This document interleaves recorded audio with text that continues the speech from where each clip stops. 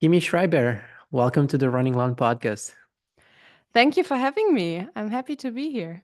Yeah, it's a pleasure to have you as an athlete and as another podcaster here on the Running Long podcast. How are you Well, doing? actually, it's so cool because I have my own podcast together with Ida, who is an athlete too, but this is the first time I'm talking to another athlete like face to face, who is actually an host. So it's super exciting. I'm actually a little bit nervous, to be honest. No, but I'm good. I'm happy to be here. Thank you.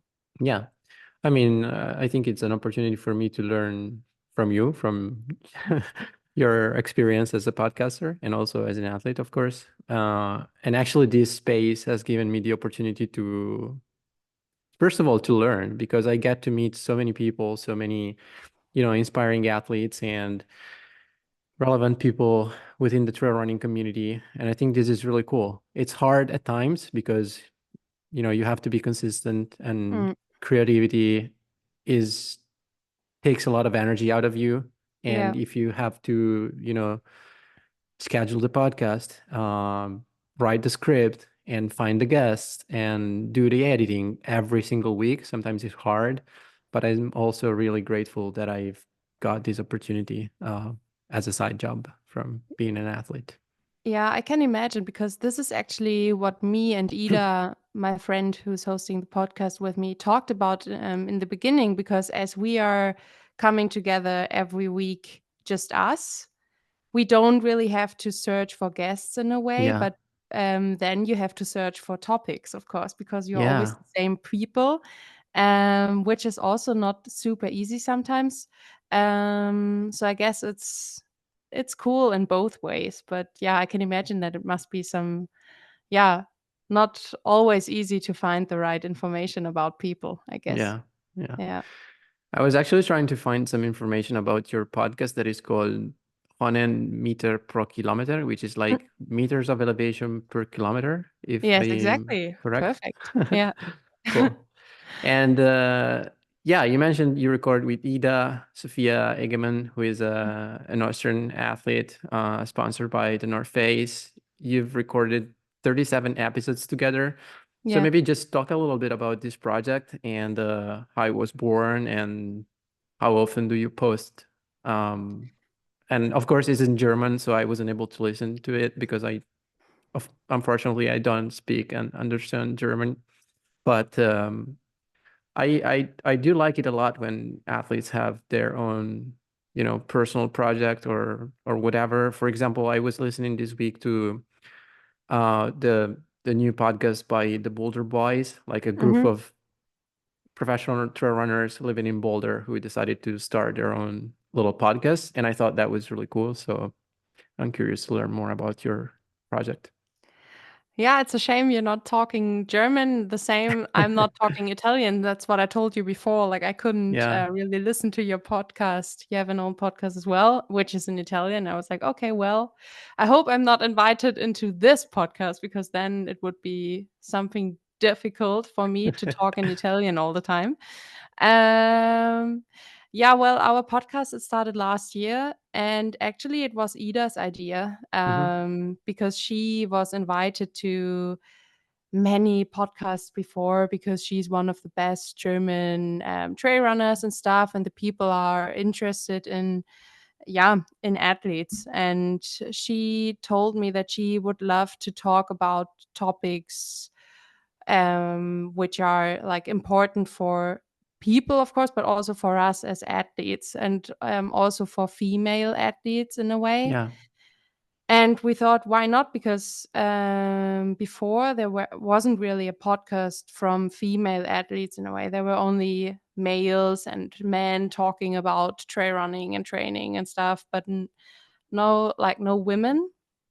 And we took that gap in a way, and we started to tell our own stories weekly. Actually, we started like every 2 weeks, and then the people were like, hey, why don't you send an episode like every week? And we were like, okay, if the people want it, why not? We have enough to tell. And yeah, it's pretty cool actually. It's interesting how many people do listen to us. And yeah, it's a cool project actually. And we do have a lot of fun with it. And we learn so much more about each other too, Yeah. because yeah, it's we talk every week, and yeah, it's cool. It makes a lot of fun actually. Yeah. Yeah, I guess it's also a space where you can talk about, ideas, but also like, I don't know. I always ask myself so many questions, and if I don't have anyone to talk to, Mm, that often leads to overthinking, when like some thoughts get stuck in your mind, and that's mm, not always healthy. So I think being able to talk about, of course, not everything, because some things are just personal, but mm, and of course it's not a private conversation, but it's kind of cool to be able to talk about certain topics with another person and be able to share that publicly. I think there is a lot of value in it.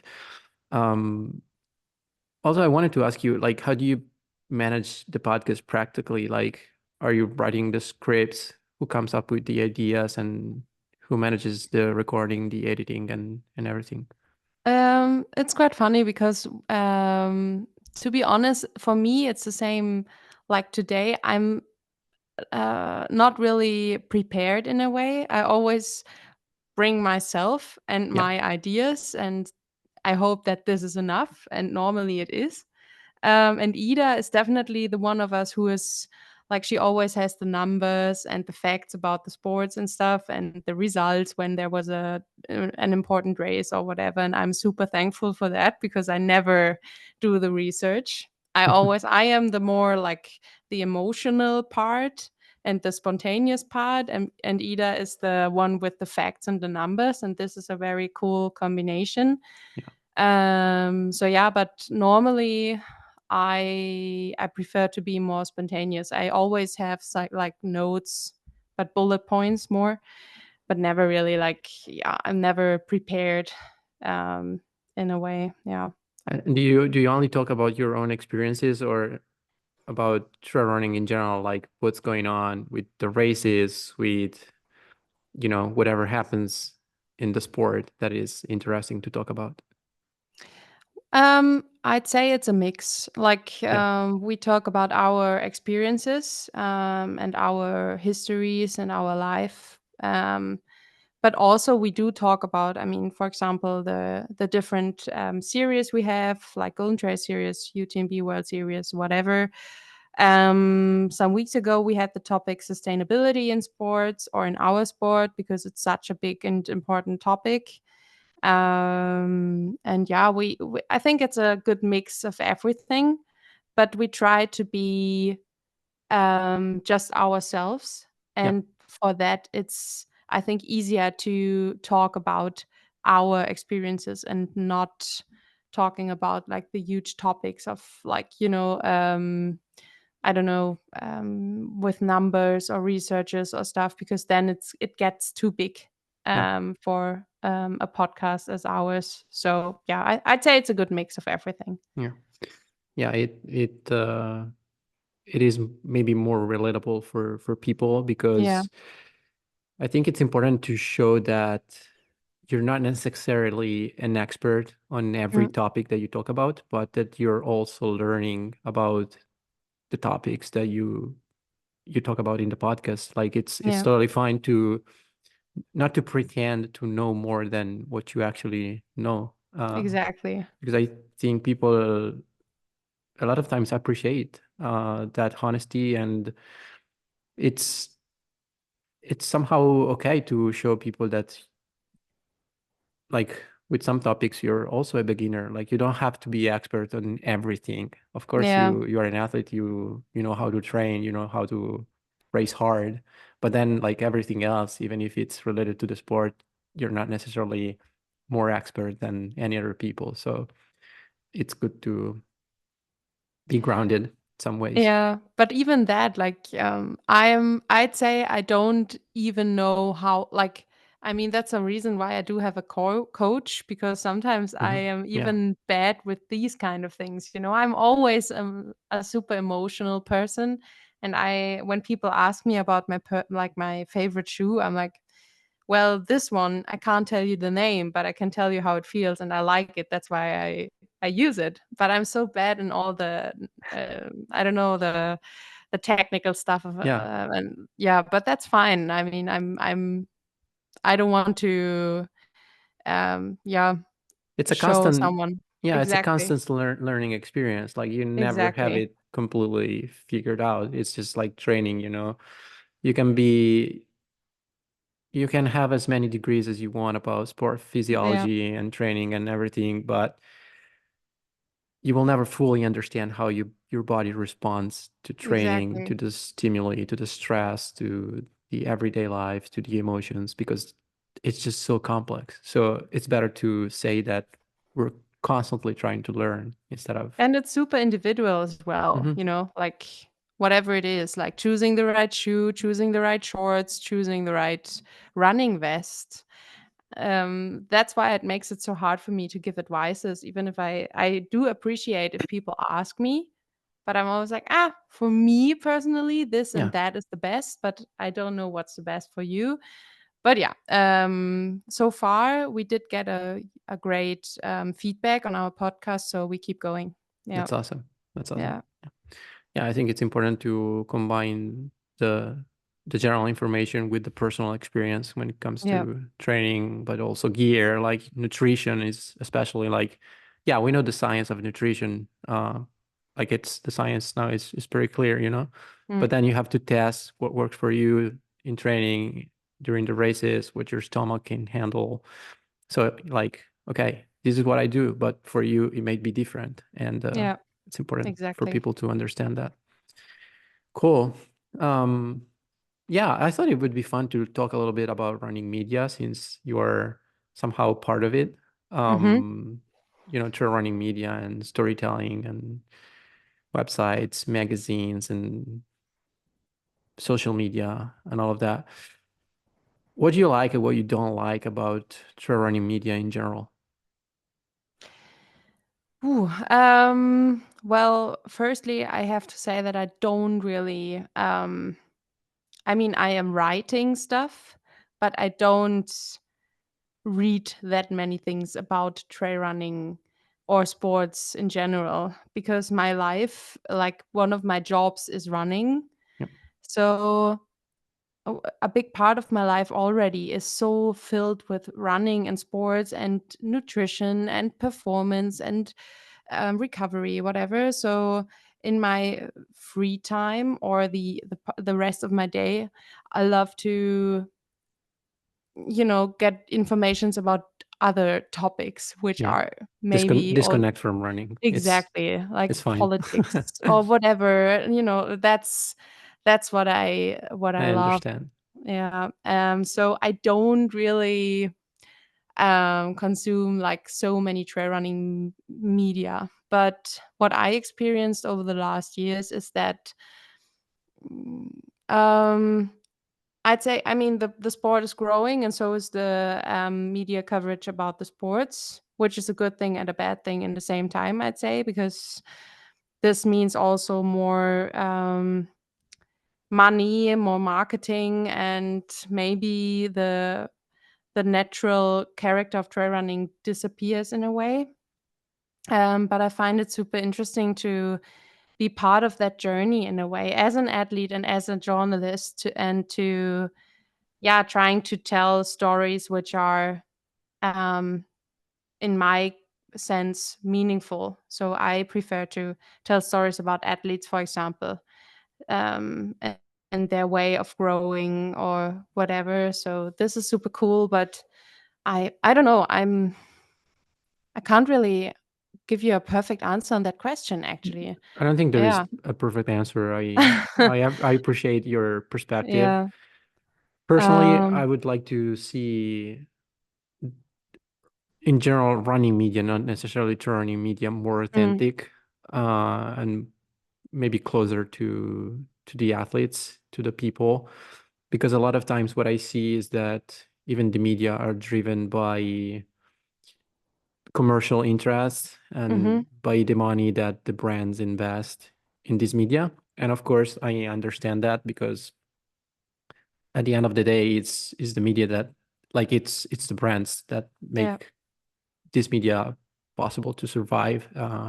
Also, people who may pay or subscribe to read or listen or watch the content that these media produce. But it's not always easy to find authentic, meaningful content really that is really, yeah, close to the people, close to the true spirit and nature of the sport. The thing what I sometimes experience, because I had a column, or I have a column in a running magazine, which is, yeah, I would, yeah, one of the biggest running magazines here in Germany.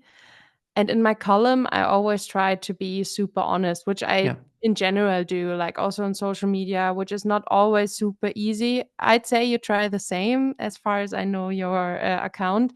So I'm trying to be as authentic as I want to experience the media to be in, when I read it or when I, yeah, yeah, experience it. And I sometimes get the feedback that this is exactly what the people want to hear, that we are not only machines trying to be the best version of ourselves every day 24/7. We are also like, humans with good parts and bad parts and problems, and we live our passion, which is trail running or running. And this is exactly what I'm trying to tell the people in the good and the bad ways. And sometimes they understand and sometimes they don't. But actually, I do have the positive side that I can be 100% open, because I don't have to, I don't have my own magazine or whatever. I'm not in this pressure of, um, yeah, survive as a media or as a magazine. So I can try to play with my words and with my writing. So I can definitely understand the magazines who are putting effort in marketing stuff, as long as it's yeah, real. Yeah. yeah. So important. First of all, I think it's really cool that this magazine is giving you the possibility to be a columnist. It doesn't Yeah, happen that often, like in that's true. Italy. Yeah, I've written for maybe a couple of magazines, Mm. but not on a regular basis. And it's not that common actually to be able to read what athletes think unless it's on their personal social Hmm. media or blogs. So I find that interesting. And regarding the authenticity and like showing the whole journey, like the good and the bad parts, the struggle, uh, the moments when things don't really go the way you expect.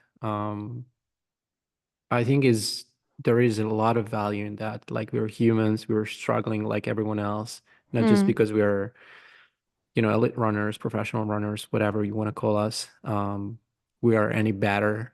It's just, yeah, we can race hard. I mean, our results can justify the fact that we are elite runners, but it's not like our training is always linear and progress is always in that direction. And we don't struggle with other things inside or outside of running. I think actually being a professional athlete, that's at least what I experience, um, is like struggling with, I don't know, for example, being able to pay the bills by the end of the month, Yeah, because trail running is not football or like soccer or tennis or, I don't know, the big sports. So it's actually still in the beginning. So the possibility to earn money is, it exists, but it's not it's very limited. great. Yeah, It's limited, exactly. yeah, And for someone, for example, for me, I mean, I'm not in the top 20, I'd say. Like, I'm somewhere in the middle.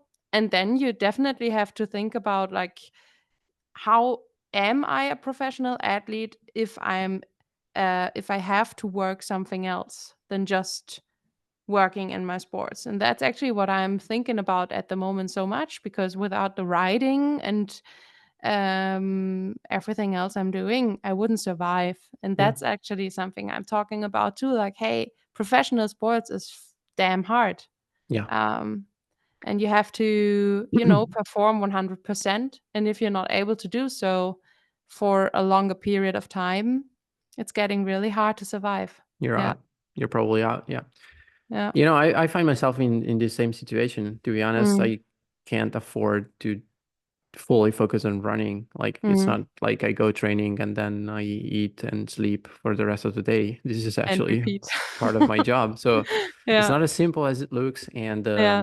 I appreciate people being open about it, actually. I don't know where the truth is. Like, what would be an ideal situation? Of course, it would be great to have more money, more resources in the sport. Mm, At the same time, I don't want to have any regrets. Like, I'm enjoying what I'm doing. mm, I don't necessarily have to have more. Like, yeah, I'm probably one of the best athletes in the world in the shorter distances, 50K, whatever. I was sixth in the World Championship last year. I came second at OCC, but it's not like my sponsors are covering me with money. So mm, at the end of the day, I have to pay the bills, like make it mm. to the end of the month like everyone else. So Yeah. And this is yeah, actually what that I'm is life. saying, because you are one of the best in our sports, and even for you it's hard, you know. Yeah, So this is actually why it's on the one hand cool that the sport is growing, because then there is maybe more marketing, more media, more money, more whatever. And on the other hand, it's the pressure is growing true too, and the competitive, or yeah, the competition is growing insanely. Like there yeah, are so many young rockets right now. I'm like, okay, with 28 years now, I'm feeling a little bit like, am I too old already? Like, am I too slowly now? Should I maybe focus on something else now? I mean, for this, trail running is super cool, but still, it's like, it's super hard, hey, but super cool in the same time. So it's trying to find the balance is sometimes a little bit difficult. yeah. I Yeah, think we need to be grateful to be living this moment of absolutely. growth because it's super exciting. Sometimes it's easy to focus on what is not working, like on the negatives and on the problems of the sport, on maybe UTMB doing things that not everybody likes, or Mm, whatever issue our sports may have. But it's also an extremely exciting moment with so many people coming to the outdoors to trail running, young people pushing the boundaries of the sport and setting records and pushing the limits of human performance, and that is really cool. it's hmm. it's, it's just awesome to be able to be a part of that. So Yeah. And also, what is absolutely cool about our role as professional athletes in the sport is to be inspiring yeah, for the next generation, or whatever you call it. And for this, you don't have to be, at least that is what I experience.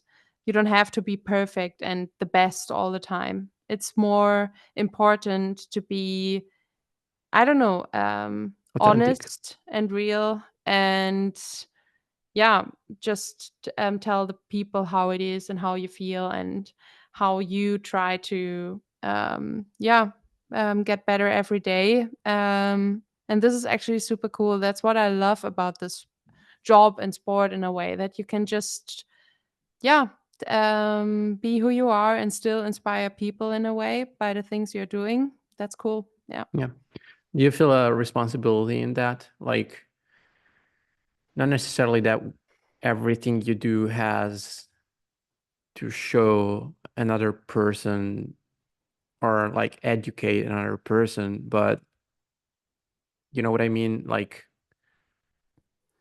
I don't know, sometimes when I write something, when I do a Mm. podcast, when I post on Instagram, I ask myself, did I do this this thing because I wanted to show people something, Mm. or was it just because I wanted to do it, Mm. whether that's in training or in a race, or it can be anything, honestly.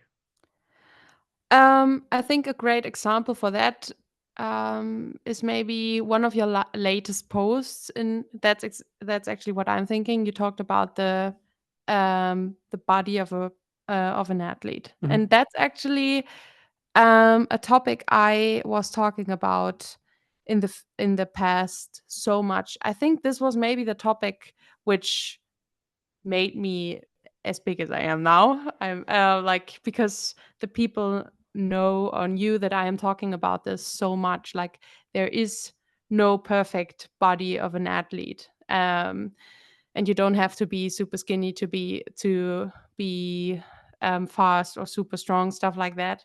And in this topic, I felt a huge responsibility because I mean, you can so many athletes, but not only athletes, people struggle with the topic of eating or gaining weight or losing weight or whatever. And especially in professional sports, this is such a difficult topic, and Yeah. like the pressure is increasing a lot, and especially on the young athletes, maybe. And therefore, I definitely get many messages from young people, but also like so many different people saying, "Hey, what did you experience in the past with, yeah, like being a professional athlete, and how do you feel, and how do you deal with it?" And in this, I do feel such a huge responsibility in everything I say, actually, because I am super critical, and I am honest, and I talk about topics which are not always only positive and shiny. And I get positive and negative feedback on that, which is fine. But actually, even with only 26,000 followers, I do have a crowd who is listening and reading my stuff. And I want to be, how do you say, professional in a way, like not only professional in running, but professional with the things I'm talking about. So, and if I'm talking about different difficult topics such as eating or, yeah, eating disorders, whatever, I definitely have a responsibility to, yeah, just be mindful about it, I think. Yeah. Yeah. Yeah, that was a really good example, actually. It made me think a lot. Actually, that post that I wrote was triggered by an Olympian, actually. Mm-hmm. Gianmarco Tamberi is the Olympic high jump champion, who posted um, like a picture of his body before and after Mm. like a 20-day period of training, saying that he trained really hard and he lost like 5 kilos during Mm. that time. And it was like playing the comparison game. And I thought that was extremely toxic and unhealthy, Mm. especially for you don't know who is looking at that picture. You don't Exactly. know what feelings it could trigger. You don't know what the person who is looking at that picture has experienced. Like for you, it might have a certain meaning. For another Mm. person, it could be completely opposite. Like I understand he may have wanted to stress the fact that he trained hard, that he's like super focused and driven towards his Olympic dream. Mm. But another person gets the impression that, if you're three 3 pounds overweight, then it's not okay. Then it's Mm. not good for performance. Then you shouldn't be that way. And that creates so much physical and mental stress and Yeah. so much pain in so many people. So we do have a huge responsibility in that, in what we show. And personally, I've struggled with these topics as well. Like it, in that post, I was writing that, to be honest, sometimes I I look at the pictures of me in a race, and I choose to post only the ones where I look like stronger, Yeah, of course. in better Like, shape. Like, yeah. that isn't healthy. I don't think my mind should think this way. Um, and And sometimes it's like an elephant in the room. We don't want to talk mhm. about it, but I think it's very important. And if it comes from an athlete, from someone who has maybe had success, I don't know if I've had success, but I think I've done a few things. Um, it can be a huge example for people. Talking about your success, it reminds me that my boyfriend told me, "Are you talking with Francesco today?" He's not into trail running, but he remembers that you did so great last year in OCC, and he was Yeah, like, "Oh my God, that's so cool! You're talking to him. You have to say hi at least." And this is actually already a success. So thank you. of course you are successful. Um, and I'm what I think is super interesting. Again, talking about your post or one of your latest posts, you saw the reactions Yeah, afterwards. Like it had so many likes, but also the comments and everything. The I think it um, resonated with a lot of people, and yeah, I was exactly, I was impressed by how it was received and the comments I yeah, got and the DMs, and exactly. yeah, people So just appreciating what I wrote. they appreciate that you as an athlete and also as a male athlete, because this is also a topic that often more belongs to the female athletes in a way, Mhm. talking about eating disorders or being too skinny, whatever. But as a male athlete, this is something which is super cool and inspiring and important as well. And I just saw the post and I saw the reactions and the comments, and there were so many saying, "Thank you, actually, for speaking this out and for being honest." And this is exactly what I experienced in the past as well. And this huge reactions showed me that this is so important to talk about, like, yeah, just for standing up in a way and saying, hey, there is not the only right body, and we are all so different. And this is actually what I love about trail running as well. I mean, this is also belonging to other sports maybe, but in trail running you see the different types in the start area, and nobody is better than the other.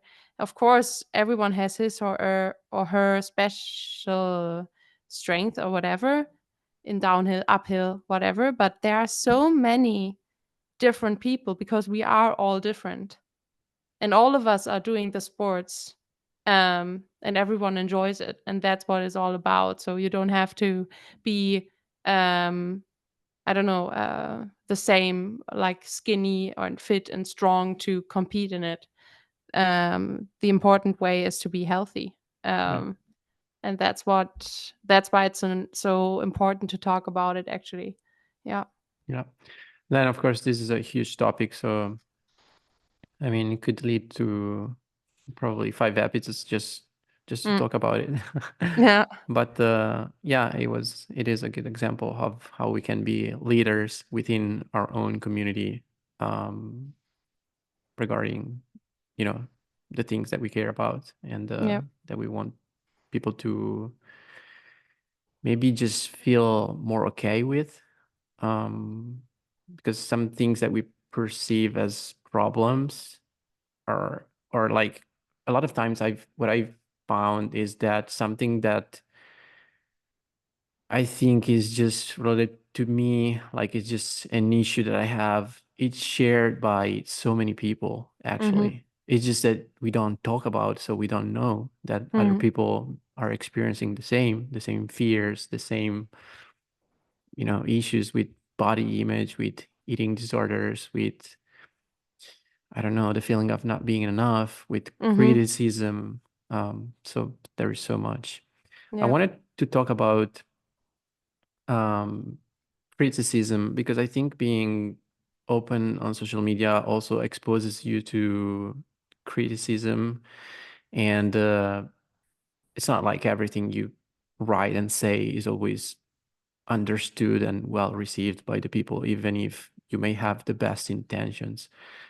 And what I find difficult sometimes is to like not let other people's judgment influence me too much. Mm. And like, I think we get to choose how much weight um, we give to other people's judgment, um, instead of our own judgment or measure of success or sense of self-value, self-worth. So just how do you deal with that? What is it like for you?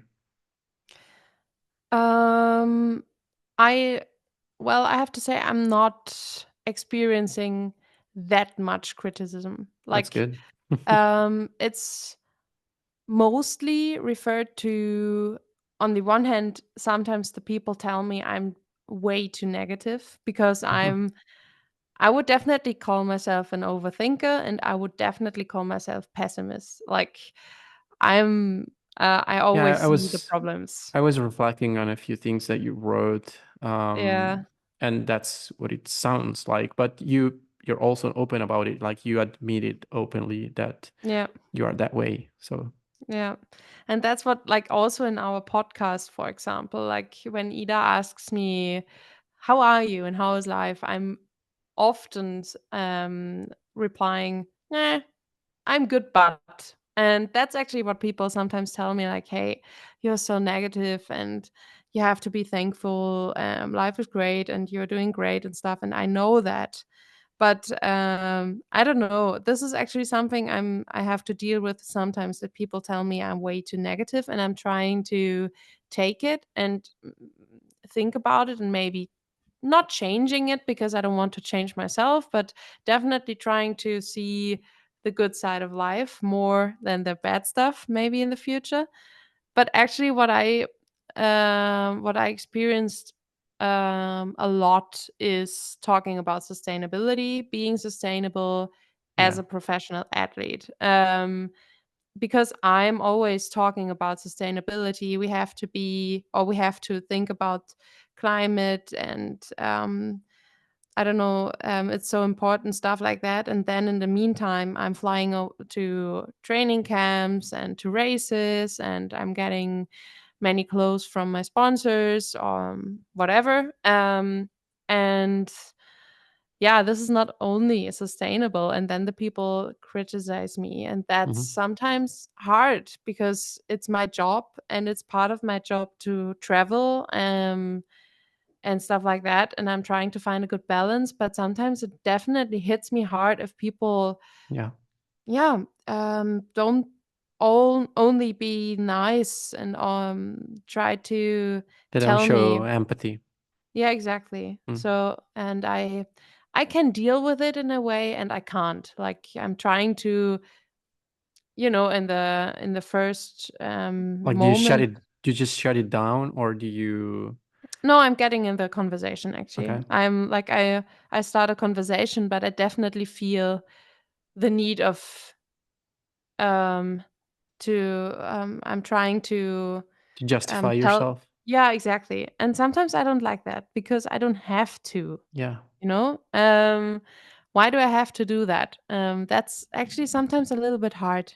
I did not really find the right way to deal with it. And I don't think that there is a right way to deal with criticism because it's, Yeah. wow, yeah, I don't You know. know What's your what? experience with it? Yeah, it's very similar, but Yeah. I think it helps thinking that when someone is judging you, Mm, like it's their judgment, like it comes from that person, so it's maybe telling something about that person more than actually you. mm, Um, so like it always has to do with how you receive that judgment or criticism. But I understand that sometimes we are more exposed because mhm, of personal reasons, like we're just not in a good mood, or you can't force being positive. Like it's not like you wake up and decide to be positive. You either are or are not. I don't know how Mhm. to explain Yeah. it, but you mentioned that you're maybe you consider yourself a negative person, but it's not like you can decide to flip it around and just be positive. No, So exactly. it's like a process, and I don't know, with criticism, for example, when you were mentioning that you're criticized about, speaking about sustainability and being environmental friendly, and that is somehow in contrast with the life of a professional athlete. I think it's also funny, or I don't know what the right word is, that the people who care the most and who maybe do the most towards sustainability and climate action are the ones who are expected to be more accountable. Like they're expected to meet higher standards than everyone else, than people who don't care, than people who maybe actually cause a ton of harm to the environment, Mm. but nobody says anything.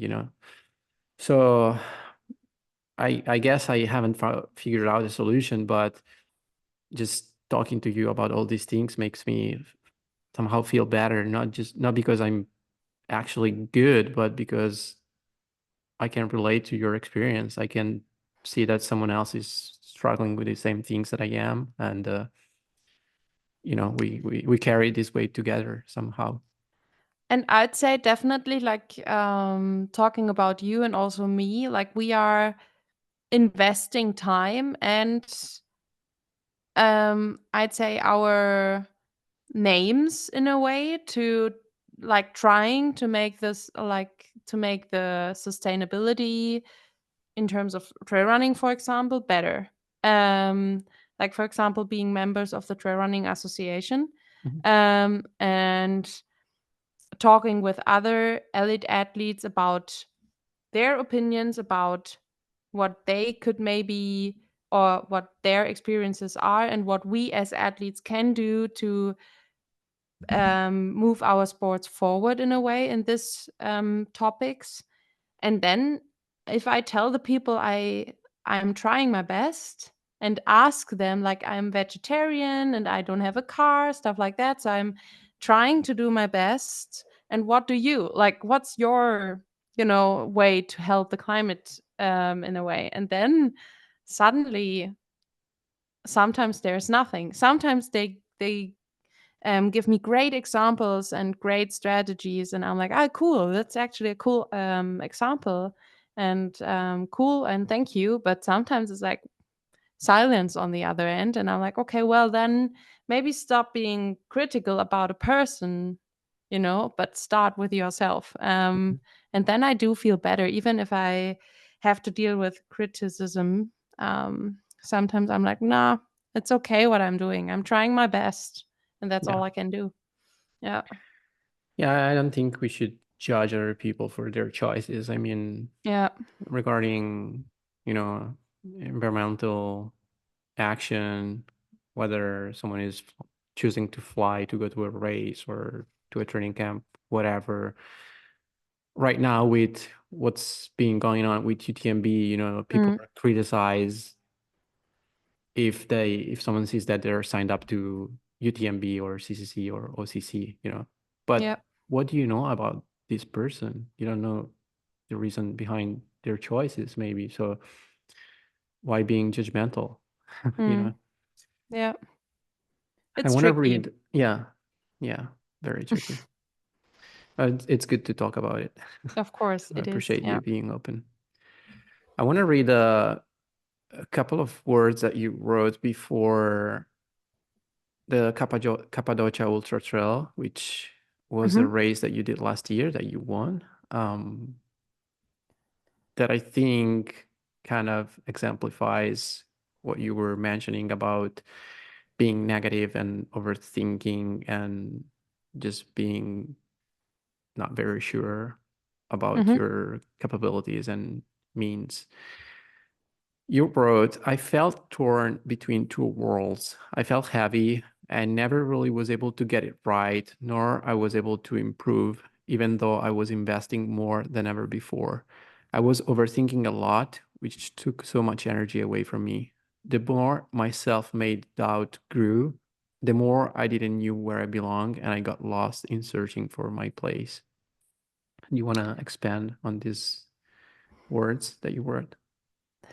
Well, it's I'd say this is a perfect description for my last year because 2023 was oh, it was such a pain in the ass in so many ways, and because I don't know, I wanted to grow as an athlete, and for this I moved to Chamonix, and Chamonix is, I mean, you know it. It's called the Mecca of trail running, and that's exactly why I moved there, because I wanted to improve on the trails. And before and now, again, I'm living in Munich, which is a city, and you don't have trails around the corner.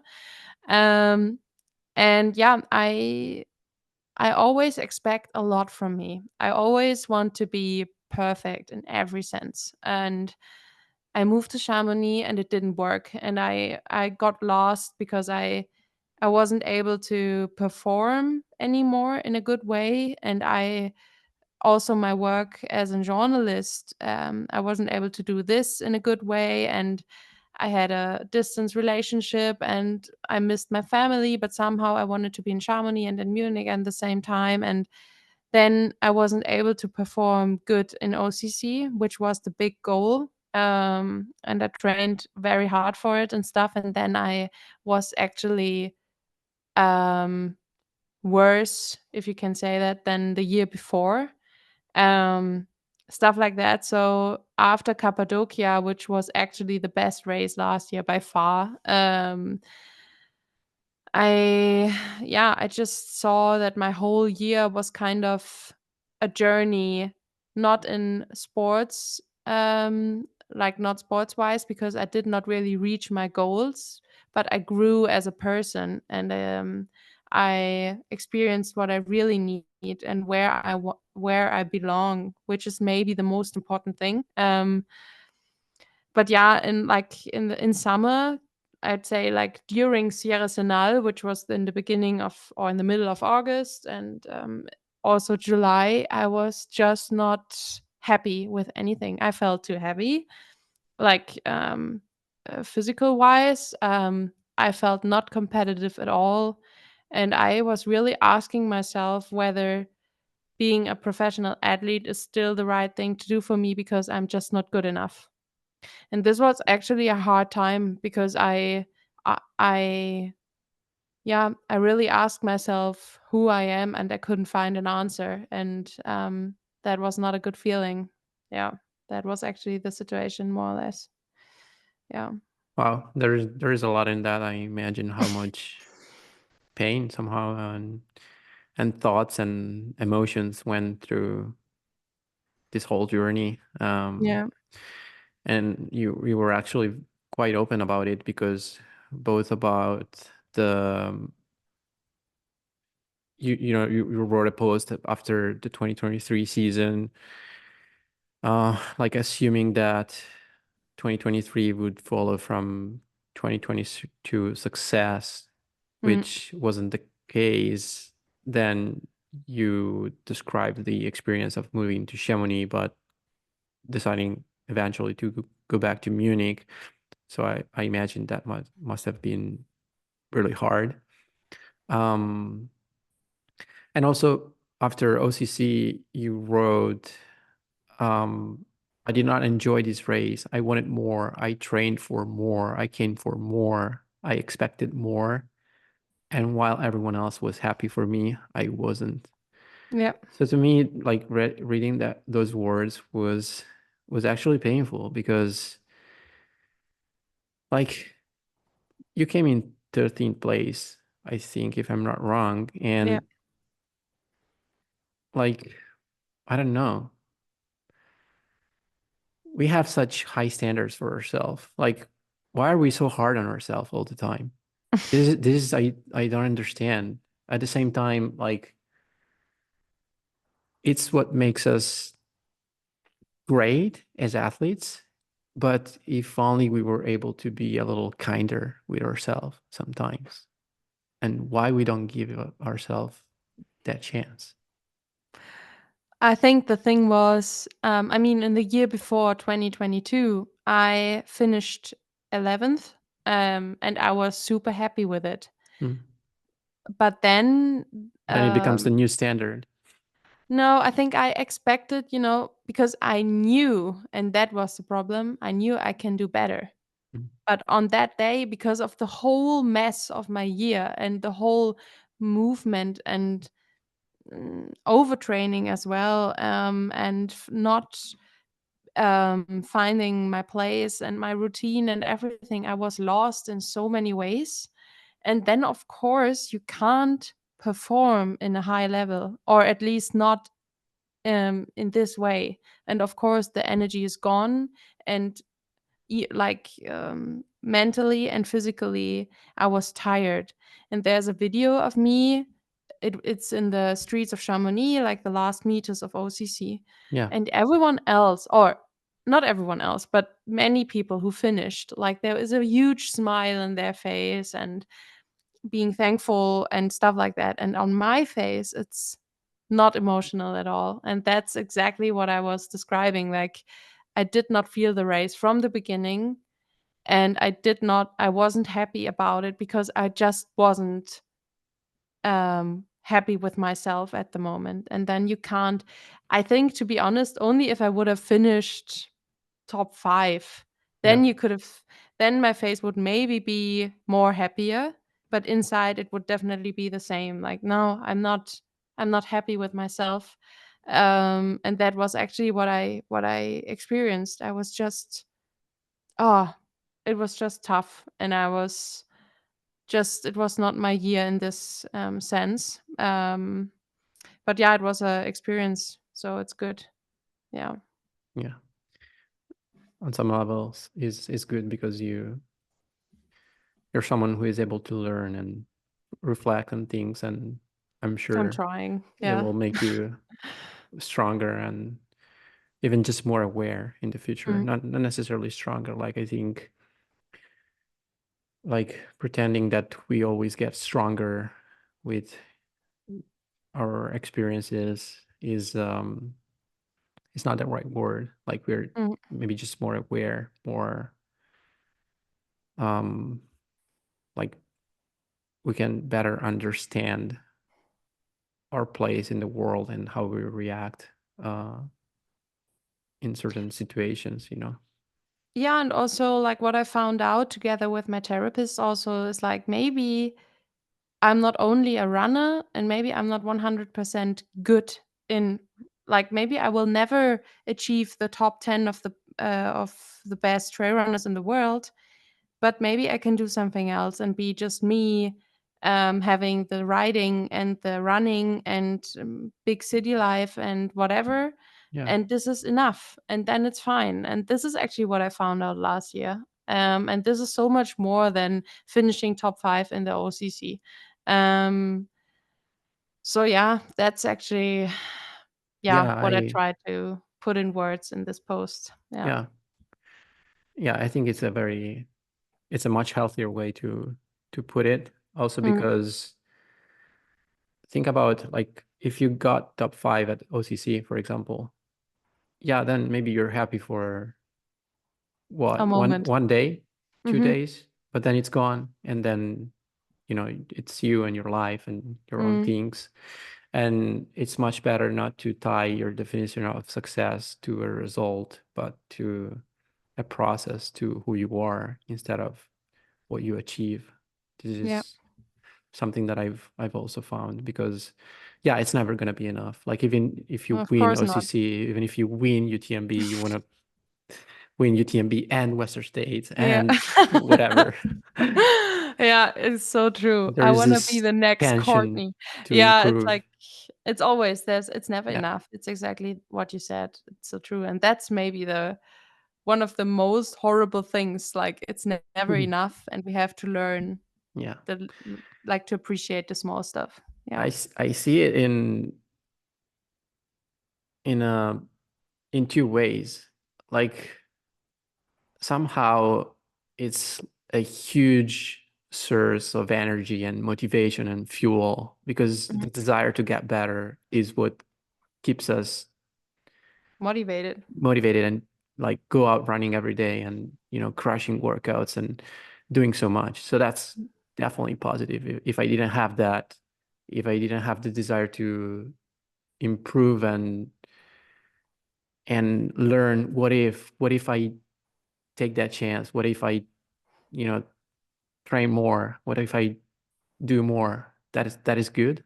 Hmm. But until it's not, that balance is so hard to get right.